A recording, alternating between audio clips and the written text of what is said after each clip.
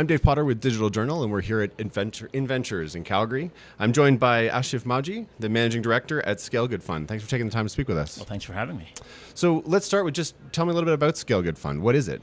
So I've, as they say, once you can't be an entrepreneur, you become a venture capitalist. So 2012, I sold my last company, and I got into investing. And I had, my family office fund, and it does really well. But like any other, analytical investor, you look at, what companies did really well and what didn't. And what I found is that the themes were companies that had an impact, had a mission, had something, a purpose, if you will, and had a diverse set of founders did really, really well. So I created the ScaleGood Fund, which was in 2022. And its focus is to invest in companies that, we think will make a ton of money. And, at the end of the day, I'm still a capitalist, so I want to make money. But also we want to have an impact on the world. So whether it's environmental, education, healthcare, et cetera. How do you pick are there specific areas you're looking to have impact that you're focused on? Not really. It's very broad. So, we look at the United Nations 17 SDG goals, and really if it fits into one of them. So we have one, that focused on literacy, one on racism and hatred. So it's kind of all over the spectrum. At the end of the day, if we can measure the impact that they're making, along with all the financial metrics that we look for, month-over-month growth and all that kind of stuff, then our LPs are happy. And we have LPs across Canada, including TELUS is one of our LPs. Speaking of TELUS and sort of the LPs, how do you make the case to them? Are you appealing to their sense of good, or is it a strictly financial conversation? Predominantly, I would say it's a financial thing. It's financial first. But what I'm finding in this world of investment today is we all know we can make money, but can we make money and do good?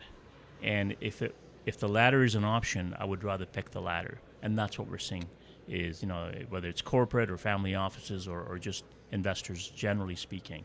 If you give them a choice saying, I can give you the same return in Fund A, which doesn't really focus on impact, or Fund B, which same metrics, but I'll add impact, which one would you pick? Well, obviously you're going to pick B.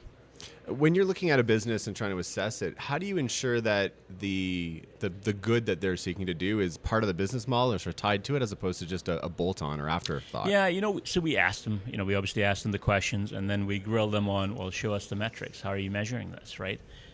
Is it just, just you talking about the good that you want to do and wishful thinking, or what are your KPIs and what instruments and processes do you have in place to actually do this? So we are diligent on that, and then we do look for quarterly reporting, both on the financial and the ESG and the social impact metrics. So for the social impact metrics, do you have a standard set that you're looking for? Are they very different for every business? It's very different. What I've found is to date, there isn't really a consistent way of measuring, and there isn't something that you can, it's not like GAAP or something which is a recognized standard. It isn't there yet. I think it will get there. So we allow the companies flexibility in how they want to report it, right? Because everybody's different and they do different things. There's one that does medical procedures, so they'll talk about lives saved due to potential of infections, as an example, right? So things like that. So which you would never find that kind of a measure, anywhere else, right?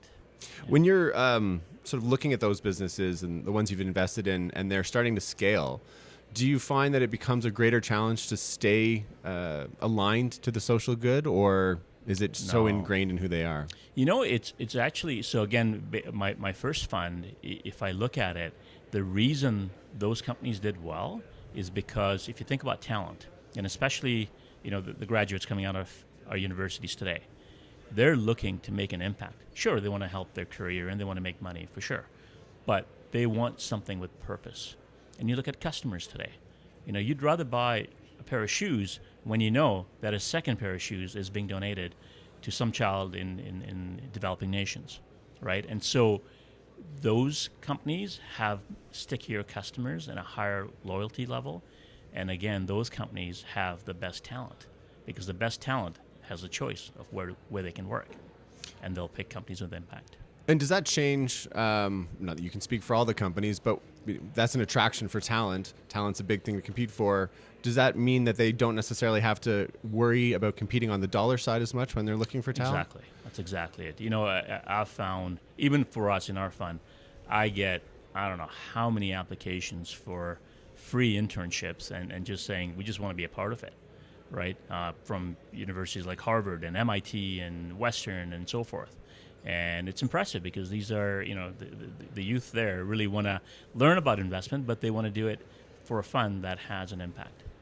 Do you find it to be a very generational thing? Sort of the idea of making good. Is it easier when you're younger and it is, not for caught sure. up in life? Yeah, it's interesting because in my fund I do have LPs that are in their 50s and 60s, a couple in their 70s, and I wouldn't say it was a stretch to get them to this.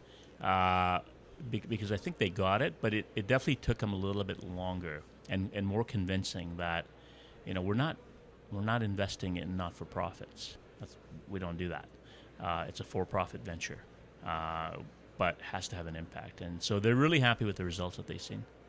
And do you find that over time it's becoming an easier sell, or is it as economic ups and downs go, does it get harder and I think, again, there's going to be a set of people that love a ton of money and don't care how that money is made, okay? We're never going to get away from that. There's those kind of people, and nothing against them. That's fine. But I'm seeing more and more a trend of, how can I help the world, be better? How can I lift people around us, right? And I still have, obviously, my financial goals. So if I can do that and do the rest, why wouldn't I, right? Because I have that choice now. When you're looking at a founder and sort of considering an investment, are there specific profiles or attributes, traits you're looking for in the people you're investing in? We do look for a diverse team, and that's one of the things I found in my other fund is that, again, when the founding team has a lot of diversity, whether it's just, gender, race, etc., but also a diverse way of thinking. And I really like teams that argue with each other, right, and don't see eye to eye, because to me that's how you get to the best solution. If everybody's thinking the same way, very likely you're not getting the best solution because you haven't thought about all the other yeah buts, right? And I like people with the yeah but. Do you find that the returns, you said they're the same, are they different based on the nature of the good that's being done, or? No, not really.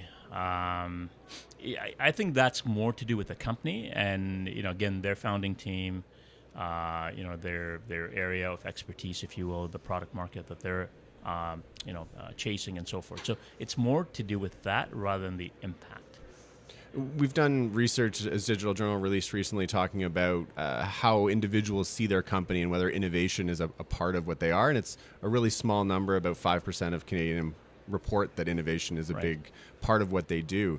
Do you find that is there any correlation between the innovation that's taking place in these organizations and the good that they're trying to do? I've found, generally speaking, that they are more innovative and they focus more on that. And I think, I haven't put my finger on it, but I think it's because of the talent that they're getting. They're getting the cream of the crop, right? And this talent is very creative in the way they think. So they have that entrepreneurship spirit within them, and they bring that to the table for innovation. So you're finding them, for example, one of them that does a heavy AI work around racism and hatred. They have now brought in all these new models. So every time there's, a sporting event as an example, they've found that there's, a lot more hatred and, people saying mean things. And they're able to flag it and allow the companies that they work with, which is the sports institutions, to kind of come back and saying, maybe use these words. These might be better taken and so forth, and kind of helping educate people. But that innovative way of, assessing speech, looking at the sentiment and so forth, was done very rapidly for a company that size. And for the companies you're interested in, are you focused on those based in Alberta or Edmonton, or are you looking nationally? Globally. Globally? Yeah. So we have, so my first fund has about 150 companies all around the world. This one has about 44 right now. Rough math, I would say probably 15 in Canada. maybe another 20 in the U.S., and then the rest are Europe and elsewhere. There's one in Africa. And do you find there's a difference geographically in terms of how those teams are approaching the work that they're doing? Yeah, definitely. I find, and this is one of the topics we had a couple of days ago. There's this thing that Canadian entrepreneurs are satisfied easier than American entrepreneurs. Meaning, if you've got, 20 customers, you're happy. Whereas an American company, they'll want 2,000 customers, right? And find a way to get to 2,000. So culturally, I think there are some differences. We're seeing more Canadian companies now, strive for American goals, if I can call it that, and also bragging more, because we tend to be, just, we're doing good, and whereas the Americans are like, no, this is how we're doing good. We're beating our competitor here and doing this and doing that. So we're getting there, but culturally, I think we're still a bit behind. What do you think is driving that change in sort of the ambition levels, if you will? It's money. It's the ability to raise money. And again, if you want American VCs coming in, you have to have bold goals, right? Like showing, doubling your revenue every year is not going to cut it. Like it just doesn't. It doesn't excite them. The fact that you can, you show a projection of, 10x. Now, there's got to be realism. Like you can't just say, oh, yeah, I'm going to go at 10x. You got to have the data behind it to say how you're going to do it. And if they believe that, then they're interested. So I think the ability to get more capital is important for these companies. And they're also seeing that, a lot of their American competitors might not have the best product, but they sure make it seem like they do. Right, and so sometimes there is a marketing thing that you have to do too. What do you think the biggest challenges are for building an impact-focused business in Canada? I think it's still, because I still get, even here at Inventures, I get, yesterday this fellow came to me, a really nice fellow, and talked about his venture, and, and he says, yeah, and it's a not-for-profit, and I stopped him. I said, we don't invest in not-for-profits. He goes, but you're an impact fund. I go, but that's not what an impact fund is. Right, an impact. So I was helping him helping educate him, and I think there's still that is, they think, oh, impact, oh, you only invest in nonprofits. No, the opposite actually. Yeah. So it's very much a contributor to the overall success as opposed to an alternative to it. Yeah. So I think the messaging we just all need to do a better job of communicating to investors and to entrepreneurs, saying this is who we invest in. The Dutch historian Rutger Bergman, he's got a new book out called Moral Ambition, and he's really calling for the most talented people to sort of turn away from traditional careers in banking or consulting or legal and look to make an impact. Right.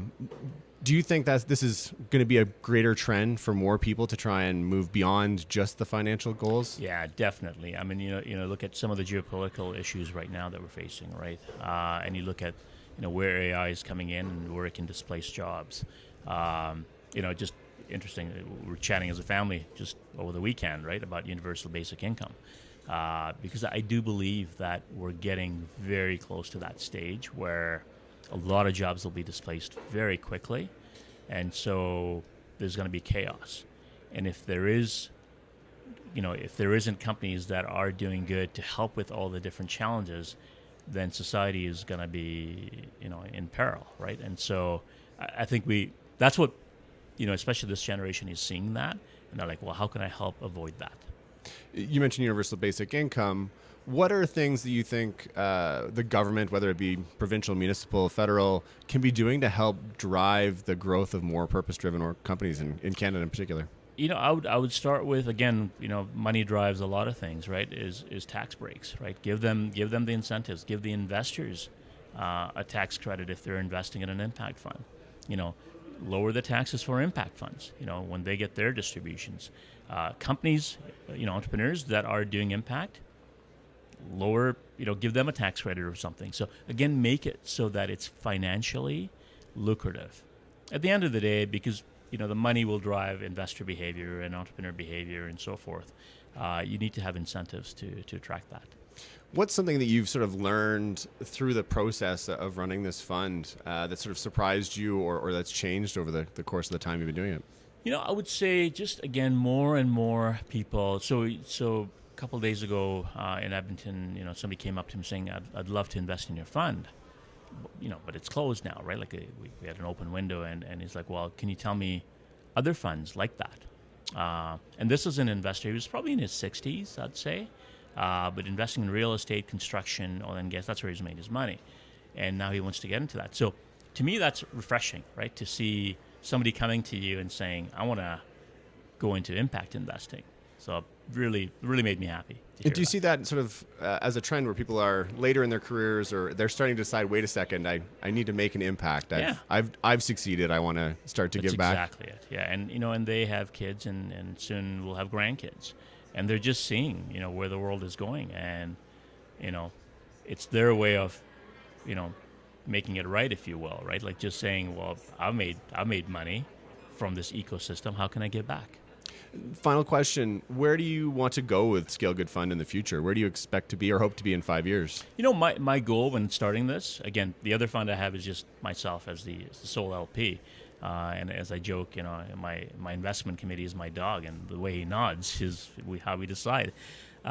This one, I wanted to bring in LPs across Canada and expose them to impact investing. And really that's the goal, is to show more investors. I'd love to, when we're at the point of exits, to show that, we're making a ton of, we're making, great returns, and impact investing actually makes a ton of money and impact. Thanks so much for taking the time to speak with us. Well, thank you. For more on what's taking place here at Inventures or innovation across the country, visit digitaljournal.com.